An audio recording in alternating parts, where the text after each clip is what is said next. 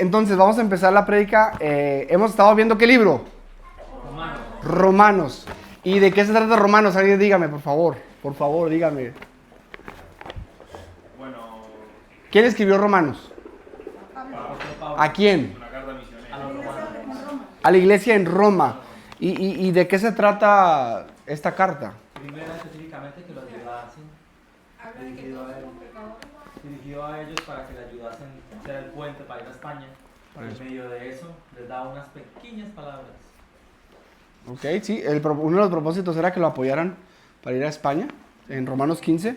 ¿Y cuál es el contenido? Los primeros 3 capítulos, ¿de qué hablan? De todos somos pecadores. Todos. ¿Nomás los gentiles o también los judíos? Todos. Y luego en Romanos 3 vimos, todos somos pecadores, pero Dios no es injusto, porque perdonó a David o a Abraham, sino Dios manifestó su justicia, poniendo a su Hijo, y toda la justicia que nosotros merecíamos la puso sobre Jesús en la cruz del Calvario, y fue nuestra propiciación. Jesús recibe el castigo que nosotros merecíamos, Jesús recibe la ira que iba hacia nosotros, y Jesús fue nuestra propiciación, hizo expiación con su sangre.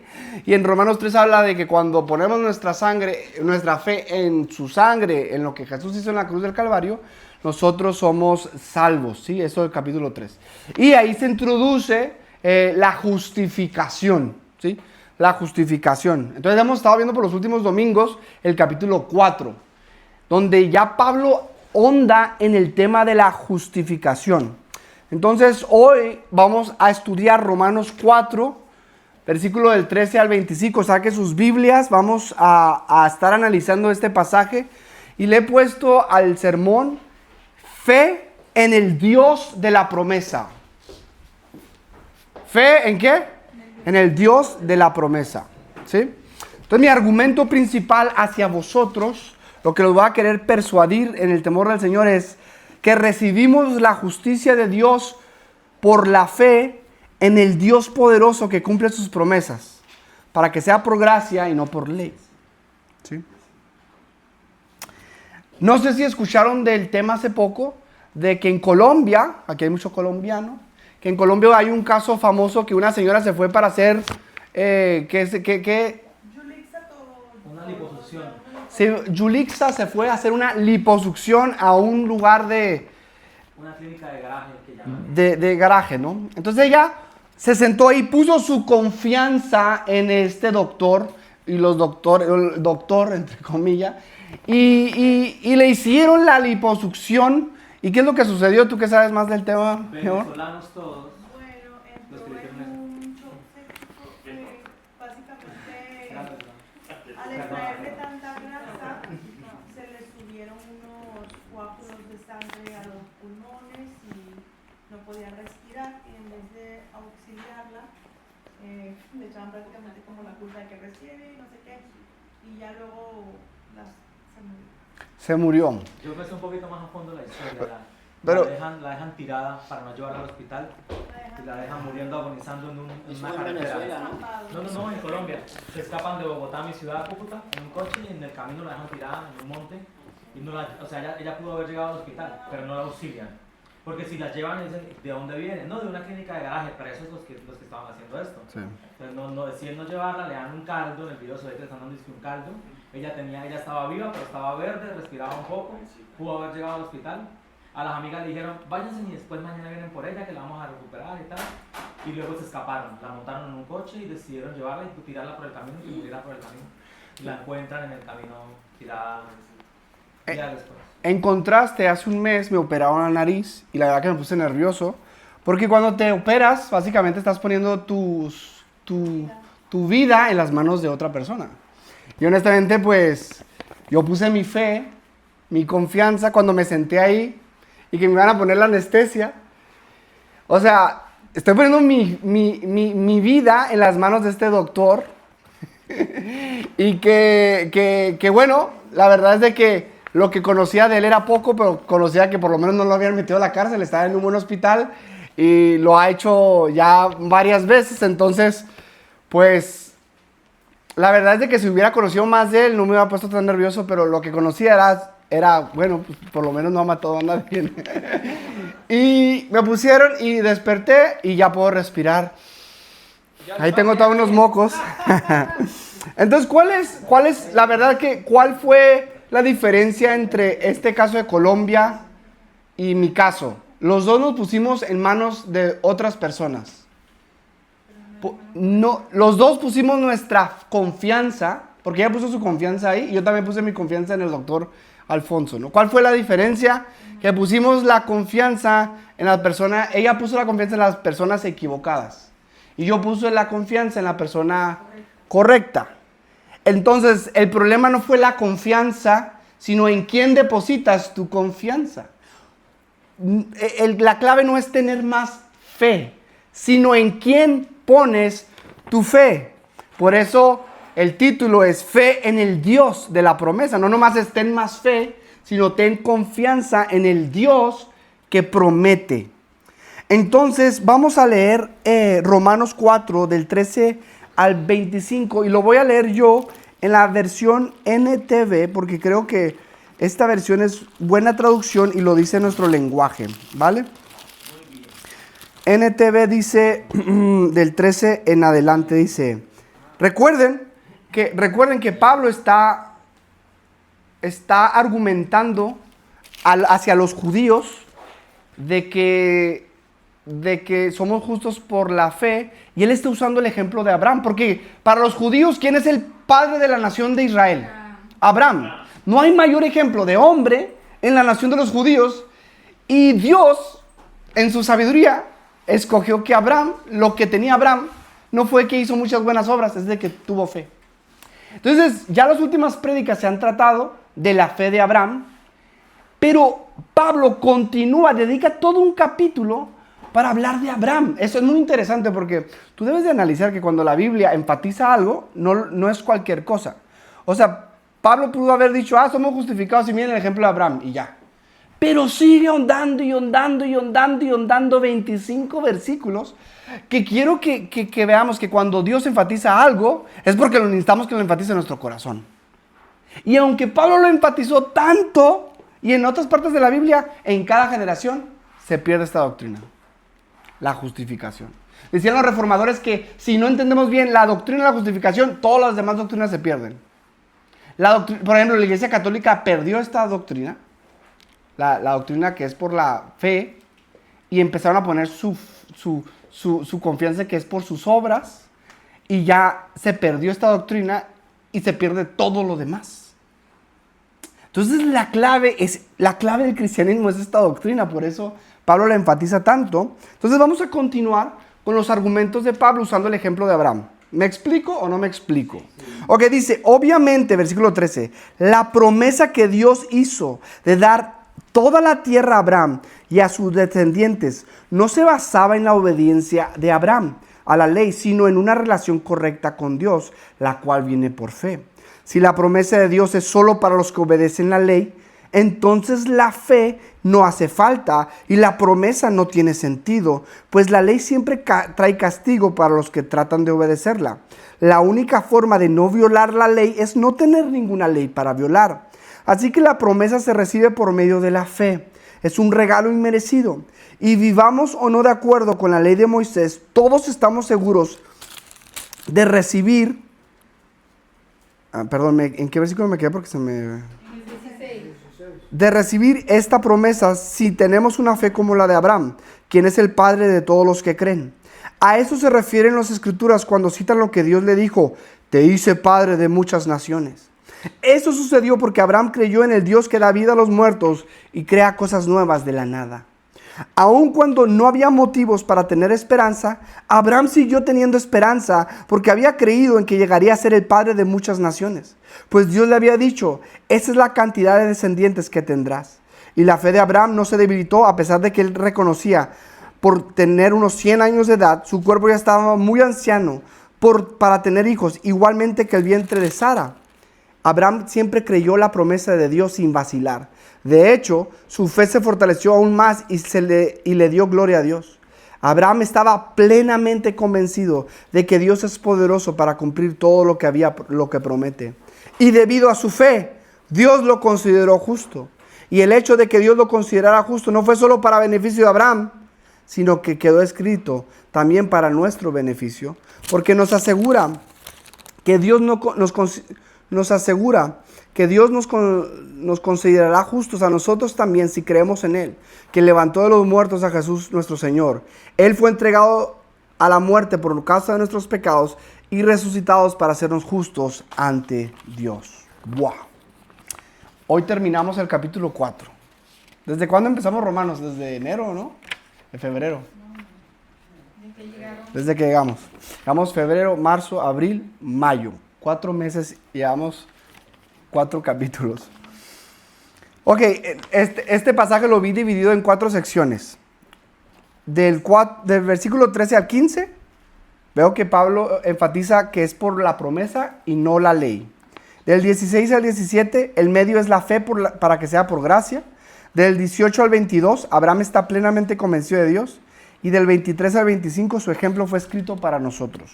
Ok, voy a explicar primero la primera parte, que dice versículo 13 y 15, que dice la promesa, por la promesa, no por la ley. Vamos pues. Aquí tengo mis 2 versiones para Romanos 13 y 14, ¿vale? 15, perdón. Ok, vamos 4, 13 al 14. Ok. Ay, Señor, ayúdame.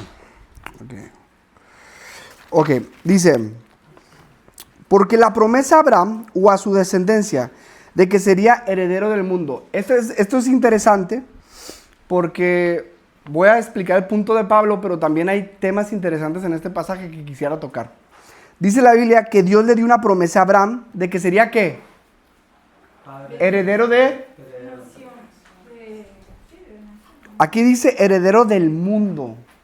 Ahora es muy interesante porque los judíos en el Antiguo Testamento Dios le dio como un territorio, ¿sí? Que actualmente lo tienen, el territorio que es el actual Estado de Israel. Pero aquí Pablo no dice que Dios le prometió que sería heredero de ese territorio, sino que dice que sería heredero del mundo. Hermanos cristianos, tenemos que leer la Biblia como teólogos. ¿Quién de aquí es teólogo? Levante la mano. Todos. 1, 2. ¿Quién de aquí? ¿Qué significa teólogo? Teo, Dios, y logo, estudio de Dios. ¿Quién de aquí estudia a Dios en su palabra? ¿Quién estudia de Dios? Los demás no estudian de Dios, ¿no? En realidad todos estudiamos de Dios, ¿no? Porque le queremos conocer. Entonces, si todos estudiamos de Dios, todos somos teólogos. Tú eres un teólogo. ¿Sí? Tal vez la pregunta no es si eres teólogo, la pregunta es si eres buen teólogo o mal teólogo. La mayoría son malos teólogos, ¿no? Entonces queremos ser buenos teólogos, es decir, buenos estudiosos de la palabra de Dios. Entonces, tú eres un teólogo. Pero sé un buen teólogo. Entonces, cuando estás leyendo la Biblia, te quiero animar a que no la leas superficialmente. Porque aquí tú lees y dice, Dios le prometió a Abraham que sería heredero del mundo. Pero en realidad, en el Antiguo Testamento, los judíos entendían que sería heredero de Israel. ¿Por qué Pablo dice que sería heredero del mundo? A ver, yo les pregunto eso a ustedes.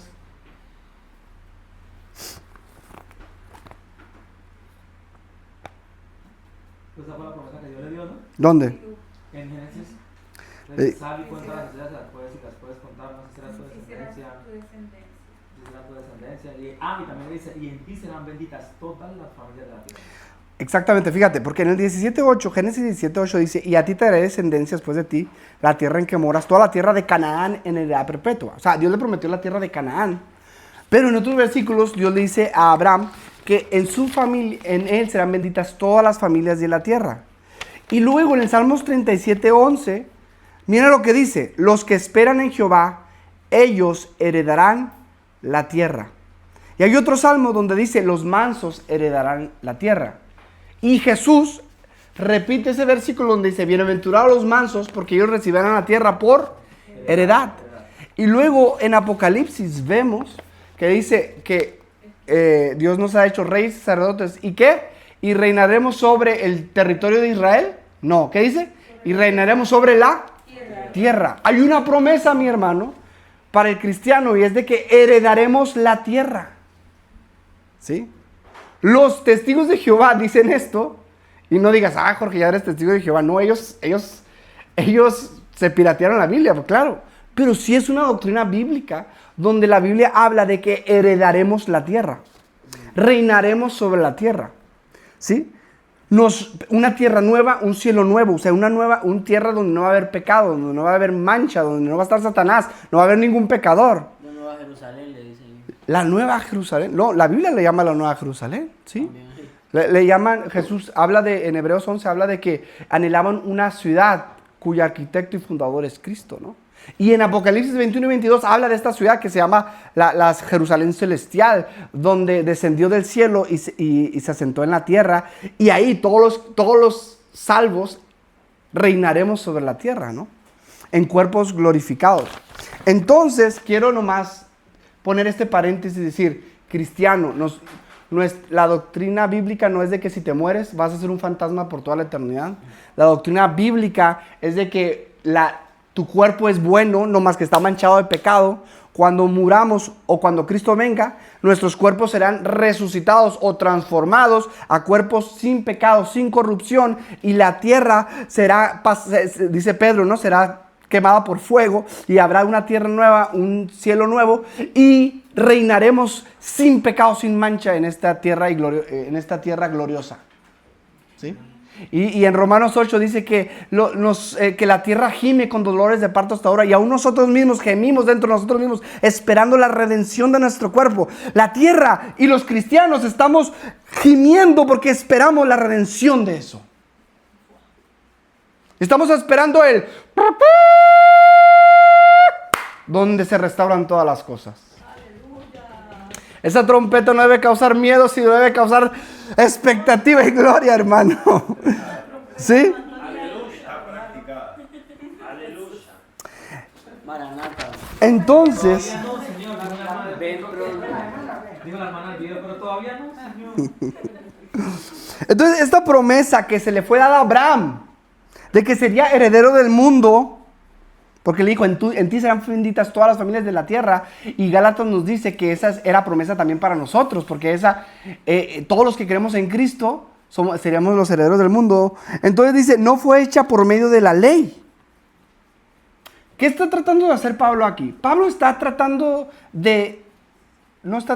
haciendo esto, está argumentando con los judíos. Judíos, el cumplir los 10 mandamientos y los 313 preceptos no te van a salvar y no te van a hacer heredero de la tierra.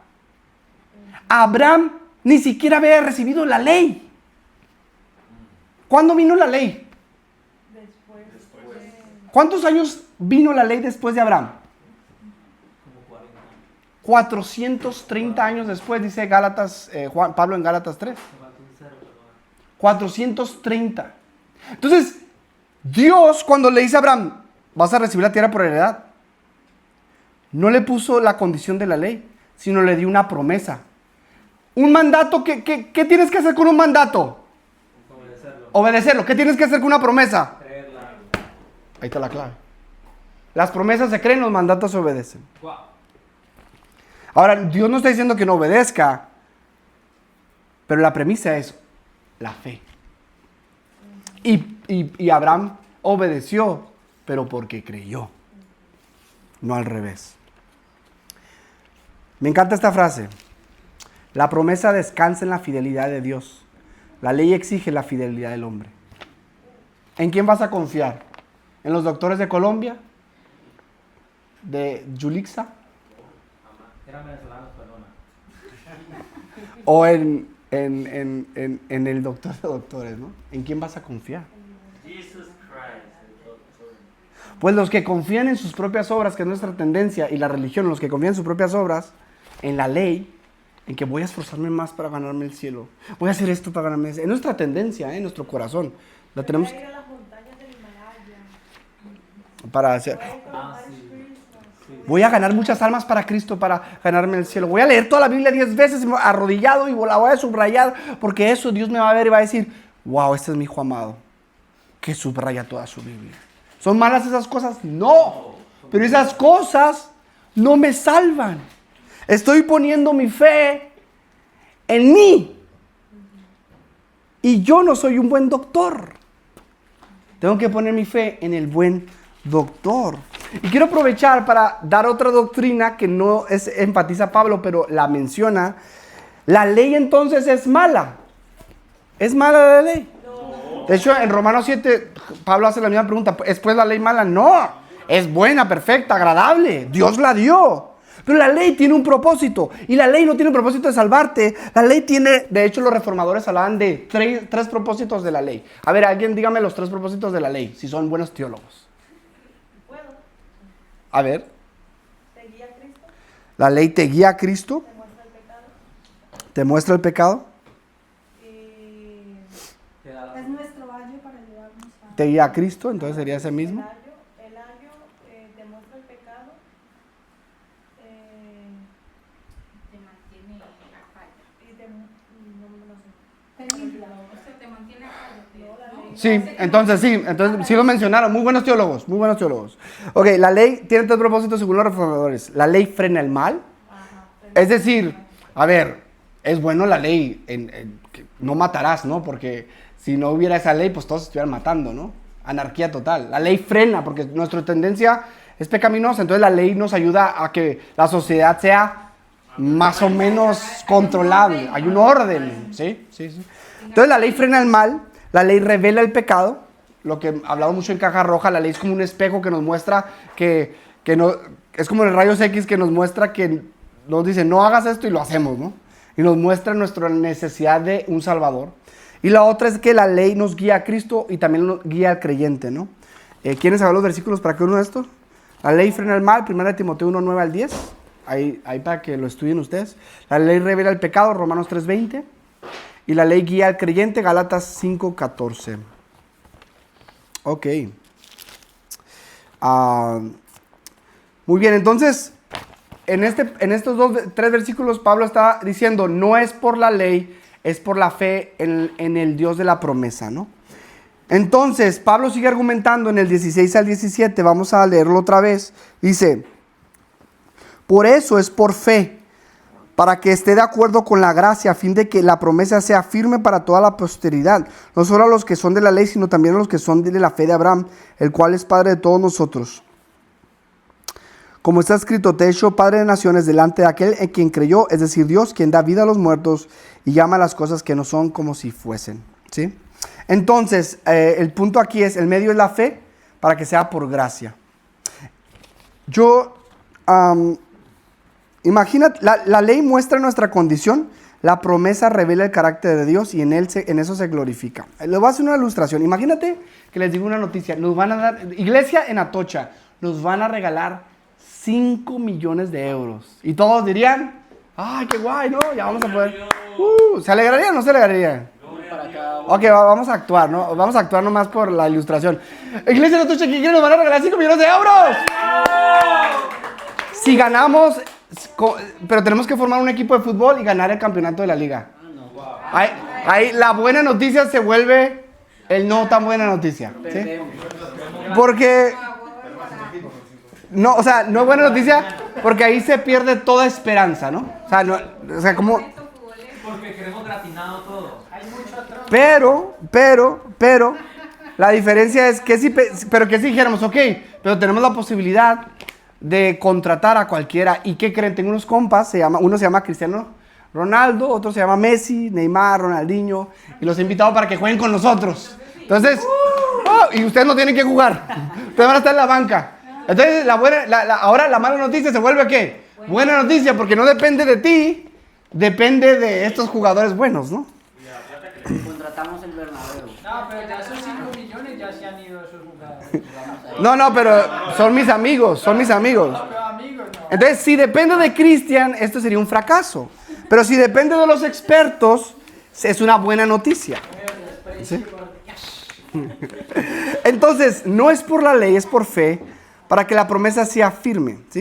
Entonces tenemos un buen equipo, y no Ronaldo ni Messi, tenemos el equipo de la Trinidad, el Padre, el Hijo y el Espíritu Santo.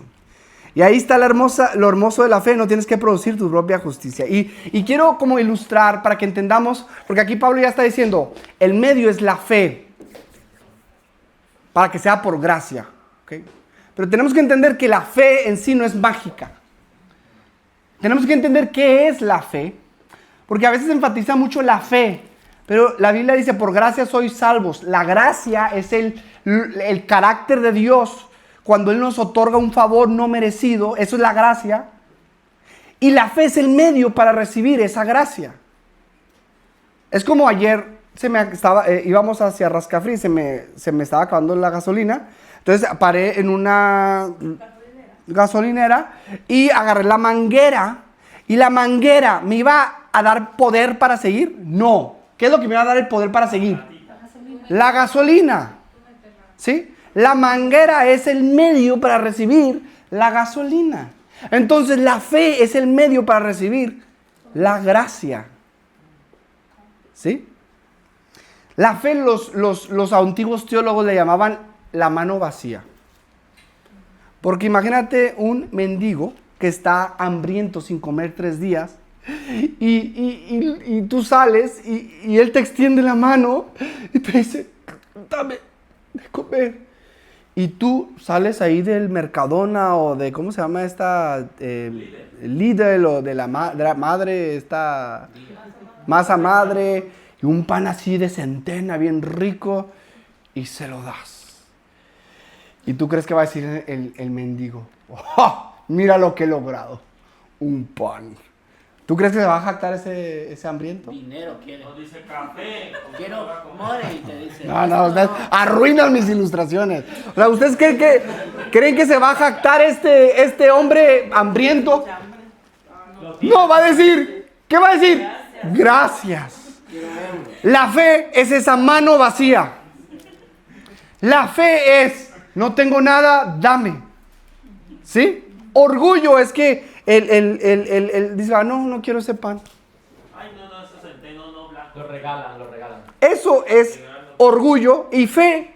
No hay jactancia. Por eso Dios escogió la fe. Porque dice la Biblia, para que nadie se jacte. Porque todo se trata de la gloria de Dios. Y si fuera por nuestras obras, ¿quién se gloriaría? Nosotros. Pero Dios es el único digno de gloria. Y Dios de todas las virtudes escogió la fe, la cual es la mano vacía que dice, la fe es cuando estás ahogándote y de repente lo único que dices es ¡sálvame! Y llega ahí el super atleta ahí, salvavidas, y dice ¡fu! En sus musculosos bíceps y te salva al barco. Fe, Muéstrelos. no hay jactancia en la fe. ¿Sí? Aleluya. La fe apunta hacia aquel que es digno de gloria, el de gracia. Amén. Entonces, última analogía, ¿vale? Última analogía. Última analogía. Última analogía. Tú tienes una casa y de repente entra la luz hermosa del sol y brilla toda la casa hermosa. Y tú dices, wow. Esta ventana es gloriosa porque me está alumbrando toda la casa. No, discúlpame, pero no. ¿La ventana te alumbró la casa? No. La ventana abrió el espacio para que la luz del sol alumbrara la casa. La ventana es la fe. La fe es la ventana que hace que brille la luz de la gracia de Dios en tu vida. ¿Me explico o no me estoy explicando? ¿Quién dice amén, hermanos? Y si tiene aire acondicionado, mucho mejor. La fe recibe. Seriedad, por favor, ya. La fe recibe, la fe descansa, la fe confía. La fe no está puesta en la fe, está puesta en el Dios poderoso que da la promesa. Amén. Esto es glorioso porque en esta sección, mira lo que Pablo empieza a hablar. Mira lo que dice. Te he puesto, Abraham dice, te he hecho padre de muchas gentes. Dios le dijo, delante de aquel en quien creyó, es decir, Dios, quien da vida a los muertos y llama las cosas que no son como si fuesen. Me encanta que Pablo usa 2 atributos de Dios aquí. ¿Qué atributos de Dios usa Pablo? La fe. De Dios. Ah, bien. Dice, aquel que llama las cosas que no son como si fuesen. ¿De qué está hablando? ¿De qué atributo está hablando ahí? ¿De la fe? Parece fe, pero es como Llama las cosas que no son como si fuesen. O sea, creador. Como creador, exactamente. En los teólogos así profundos le llaman ex nihilo, que es crea de la nada algo. Antes de la creación no existía nada, sino solo Dios. Nada. Y Dios de la nada hizo todo. Hay dos, si tú me preguntas a mí cuáles son los dos milagros más grandes de Dios, y yo te diría la creación y la resurrección. Y Pablo usa estos dos. Aquel que llama a las cosas que no son como si fuesen y que levanta de los muertos y da vida. O sea, ponte a pensar, si tú hay un Dios que de la nada dice, sea la luz y fue la luz y fue todo lo que conoces, Él, ¿a poco no puedes confiar en Él para todo?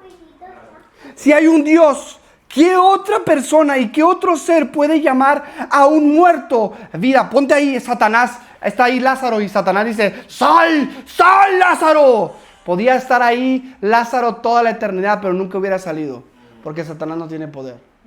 Si todos ustedes se ponen ahí, como dicen los colombianos, a secretear a Lázaro, que aprendí eso el viernes, que los colombianos secretean, ¿no? Y a secretear. Los brujos colombianos. Bueno, quién sabe. Entonces ahí se ponen los colombianos a secretear. Lázaro se queda muerto, pero Jesucristo, que es Dios, dijo, Lázaro, sal, y salió. Podemos tener confianza en un Dios todopoderoso. Y hermano, ¿a poco eso no nos deja humillado decir cuando no tenemos confianza en nuestro Dios? ¿Sabes por qué no tenemos confianza en nuestro Dios? Porque desconocemos a nuestro Dios. Ay, me faltó 50 euros, pero ¿por qué Dios? Los papeles. Como el pueblo de Israel que lo sacó de Egipto y les faltó algunos días y luego, nos hubiéramos muerto en Egipto, ya teníamos melones, decían. Pero tú dices, estos incrédulos de Israel, pero cuando se aprietan las cosas de nuestra vida, que Dios lo permite, pero Dios, tú me dijiste que me iba a ir muy bien. No, Dios te dijo que en el mundo tendrás aflicción. Pero confía en Él, que Él te promete la vida eterna. Y sí te sustenta, pero no libre de aflicción. Pero tenemos un Dios.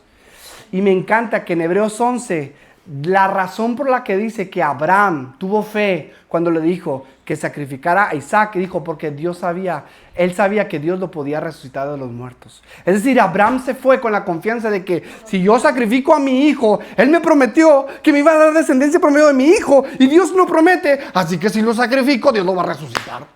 Esa era la lógica de Abraham. Porque conocía a Dios. Y hablando de eso, quiero hablar un poco de Abraham. Vamos a Isaías 41:8. ¿Alguien léame Isaías 41:8? ¿Por qué Abraham, que Pablo lo está usando como ejemplo, y que es el padre de la fe, que es el padre de la nación de Israel, por qué Abraham es usado como ejemplo? Alguien lea fuertemente Isaías 41:8. 41:8. Sí. Pero en cuanto a ti, Israel, mi siervo, Jacob, a quien he escogido descendiente de mi amigo Abraham, te he llamado desde los confines de la tierra diciéndote, eres mi siervo, pues te he escogido y no te he desechado. ¿Cómo describe ahí a Abraham? Como amigo. Mi amigo. ¿Quién de aquí le gustaría que yo era mi amigo? Pues de hecho sí lo dice, ¿eh? Jesús le dijo a sus discípulos, vosotros sois mis amigos. Pero Dios le dice en el Antiguo Testamento a Abraham amigo. ¿Sabes por qué? Porque creo que le llamaba amigo, porque Abraham conocía a Dios. Mira Génesis 12:1-4, no lo tenemos que leer, pero dice la Biblia que Dios llamó a Abraham.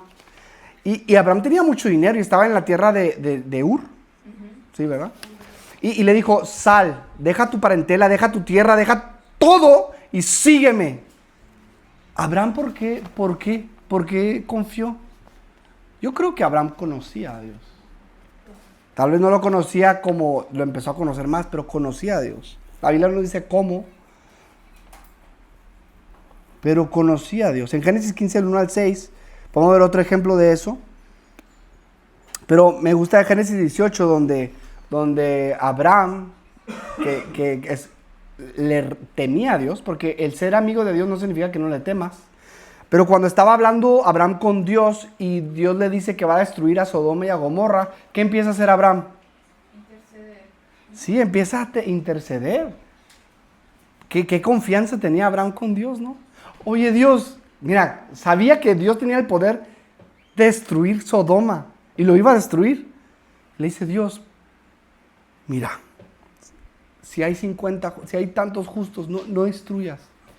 Y Dios, como era su amigo, empieza a decir, vale, si hay.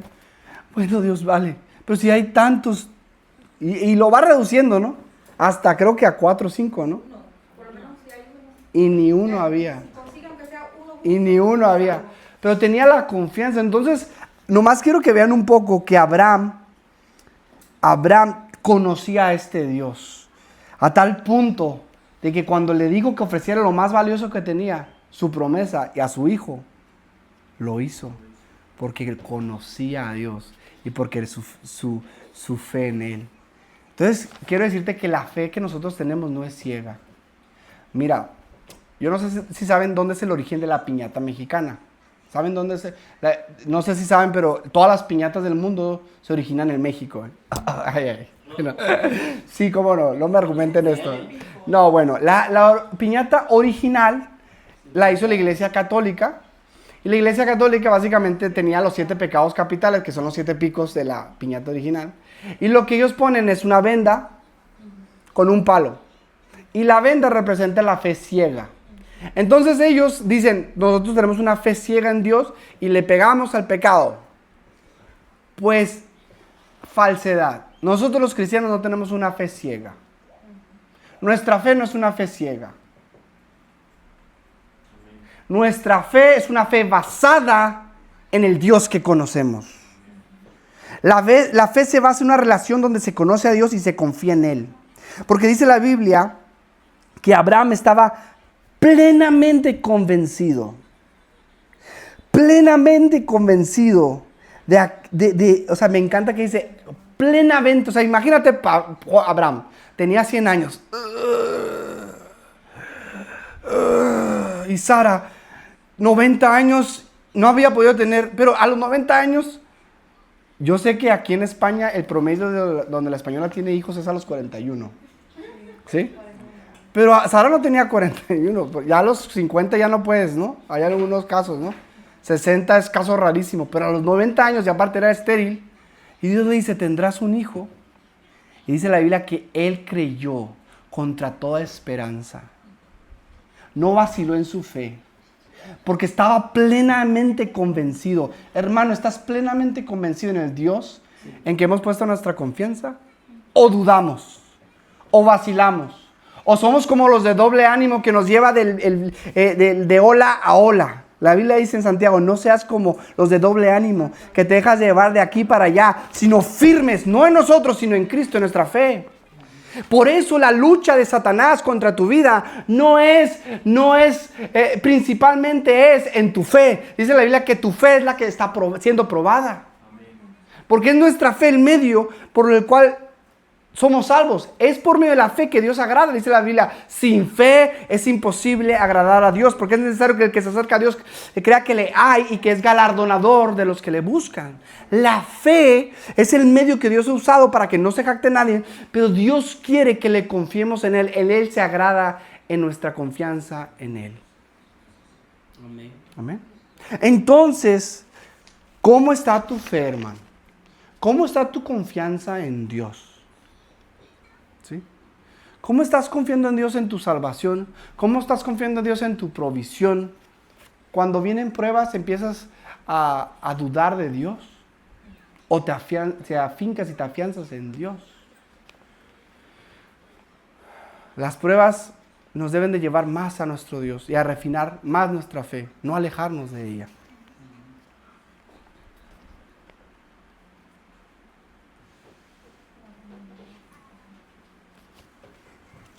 No me quiero saltar algo.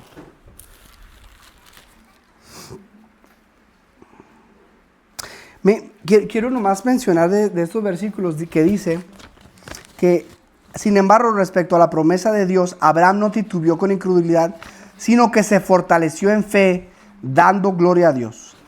Y para mí este versículo es importante porque creo que hay varias interpretaciones. Voy a decir, hay varias interpretaciones.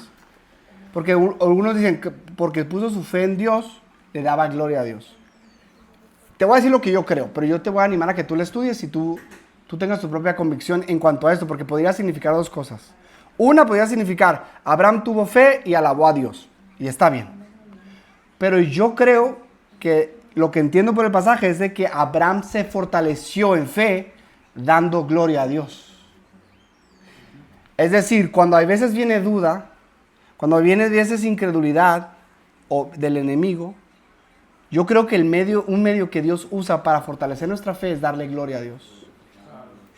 Y en medio de la tribulación, como Pablo y Silas estaban en la cárcel, estaban en la prueba, estaban en la aflicción, en el cepo, había ratas, estaba todo. Y en vez, ¿sabes lo que empezaron a hacer? Mi corazón. Y empezaron a cantar himnos al Señor. Y en medio de la tribulación, ¿sabes lo que hizo esa alabanza? No causó más dudas, sino le empezaron a dar gloria a Dios y su fe se fortaleció. La cárcel tembló, el carcelero se convirtió, él y toda su familia. ¿Sabes lo que pasó con los muros de Jericó? Cuando el pueblo de Dios empezó a darle gloria a Dios y alabar y dar 7 vueltas, se destruyó. Yo creo que el medio que Dios usa para guerra espiritual y para atacar al enemigo, el de la incredulidad y la fe, es que en medio de la duda y la incredulidad nosotros podemos decir: te glorifico, Dios, bendice alma mía Jehová y bendiga todo mi ser su santo nombre. Él es quien perdona todas tus iniquidades, el que sana todas tus dolencias, el que rescata el dolor de tu vida. Alma mía, no te olvides de cómo te ha rescatado el Señor. Alma mía, no seas olvidadiza. Él te perdona, Él te limpia, alma mía. Y ahí le glorificamos. Y en glorificar a Dios nuestra fe es fortalecida y seguimos firmes hasta la muerte. ¿Sabes por qué hay gente que deja de seguir a Cristo? Porque perdió la fe. Y que yo creo que pierde la fe porque deja de glorificar a Dios con su vida y con sus labios y con su boca. No dejemos de glorificar a Dios. Amén. ¿Qué diferencia el pueblo de Israel, no? Que se quejó. Se empezó a quejar. ¿Y sabes lo que pasó con el pueblo de Israel? De los líderes. Y el Señor los castigó, ¿no? Pura queja, pura murmuración. ¿Y sabes qué pasó con esos? Se quedaron en el desierto muertos por incredulidad. Fíjate que fíjate que la razón que Dios dio no fue, dio la raíz, la incredulidad. ¿Qué es incredulidad? Lo opuesto a la fe. Pero Josué y Caleb fueron de otro espíritu y creyeron. Y termino con el último punto, Romanos 4, del 23 al 25. Todo este ejemplo de Abraham, dice el 23, fue escrito. Mira, aquí te debes de sentir un poco feliz, ¿eh? Dice Dios que Él inspiró Génesis, Apocalipsis, hasta Apocalipsis inspiró a Pablo. Fue escrito, dice, para nosotros. Ya te lo voy a leer literal. Mira lo que dice, fue escrito, y no solo por Él fue escrito que le fue contada, sino también por nosotros, a quienes será contada, como los que creen en aquel que levantó de los muertos a Jesús nuestro Señor. Tú y yo hemos puesto nuestra confianza en Jesús, así como a Abraham le fue contada y como Abraham será heredero del mundo, así tú que has puesto tu confianza en el Dios. Pero fíjate que aquí se me hizo interesante, no dice que pusiste tu confianza, o sea, lo pudo haber dicho y no está mal, ¿no? En Jesús, dice en el Dios que levantó a Jesús entre los muertos. Nuestra fe está en el Dios. Jesús es Dios, pero aquí está hablando del Padre, el cual Jesús fue el muerto, levantó de los muertos a Jesús nuestro Señor, el cual fue entregado por causa de nuestras transgresiones y resucitado para nuestra justificación. Hermanos, gloriosa, y todavía no hemos terminado la justificación. El capítulo 5 continúa hablando de la justificación. De hecho empieza diciendo, justificados pues por la fe, tenemos paz para con Dios. Pero ¿sí están viendo la importancia de la justificación? ¿Sí? ¿Qué significa la justificación? A ver, dígamela. Que Dios nos declaró justos por medio de Jesucristo. Por medio de la Fe en Jesucristo. Y esa justicia es necesaria porque dice en Proverbios 11:4 que la justicia nos liberará en el día de la ira. Entonces, para presentarnos delante de Dios necesitamos justicia, pero como nosotros no la tenemos porque no hay justo ni en uno, necesitamos la justicia de alguien más, y Cristo nos la proveyó, viviendo una vida perfecta, muriendo y resucitando, y ahora por fe esa justicia es imputada en nosotros, y ahora Dios, somos unidos a Cristo, y ya Dios no te ve a ti, sino ve a Cristo. Porque tú eres un miembro de Cristo. La otra vez les decía esto el viernes a los del Café con Dios, que la analogía que Dios usa como la iglesia es que somos miembros del cuerpo de Cristo. Entonces, digamos que es el riñón, digamos que es el hígado, el corazón, y cada uno somos miembros. Entonces, somos miembros del cuerpo. Entonces, cuando Dios te ve a ti, está viendo a Cristo. Porque eres parte de Cristo, estás en Cristo. Entonces, ¿sabes lo que el Padre dice de Jesús? He aquí, mi Hijo amado en que tengo complacencia. Entonces, cuando ve a Andrés, ¿qué ve el Padre en Andrés? He aquí, mi Hijo amado en que tengo complacencia. Amén. Cuando ve a Cristian, dice, he aquí, mi Hijo amado, sin mancha, santo, perfecto en Él. Guadalupe la ve, dice, mira, sin mancha, sin pecado, perfecta en Cristo Jesús. Cuando ve a Rachel, dice, salva, santa, justificada. ¿Sí lo entienden? Cuando Dios te ve, y eso es por la fe en Él.